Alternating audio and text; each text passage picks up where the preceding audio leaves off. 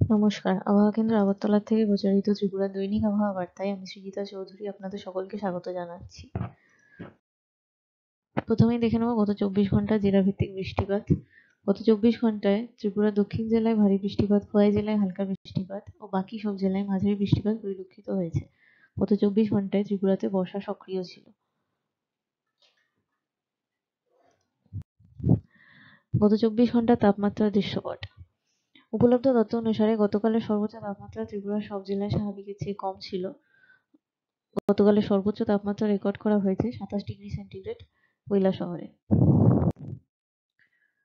উপলব্ধ তথ্য অনুসারে আজ সকালে সর্বনিম্ন তাপমাত্রা ত্রিপুরার সব জেলায় স্বাভাবিকের কাছাকাছি ছিল। আজ সকালে ত্রিপুরার সর্বনিম্ন তাপমাত্রা রেকর্ড করা হয়েছে 21.6 ডিগ্রি সেলসিয়াস কমলপুরে।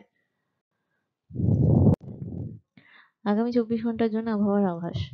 বৃষ্টিপাত। আগামী 24 ঘন্টায় ত্রিপুরার সব জেলার অধিকাংশ জায়গায় বৃষ্টিপাতের সম্ভাবনা রয়েছে।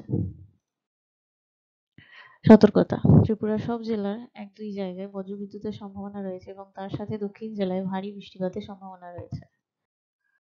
আগামী 24 ঘন্টার জন্য তাপমাত্রার আভাস। সর্বোচ্চ তাপমাত্রা থাকবে 31 ডিগ্রি সেলসিয়াস থেকে 34 ডিগ্রি সেলসিয়াসের মধ্যে, যা স্বাভাবিকের কাছাকাছি, এবং সর্বনিম্ন তাপমাত্রা থাকবে 25 থেকে 27 ডিগ্রি সেলসিয়াসের মধ্যে, যা স্বাভাবিকের কাছাকাছি। আমাদের পরবর্তী দৈনিক আবহাওয়া বার্তা প্রচারিত হবে আগামীকাল অর্থাৎ 4 আগস্ট 2024।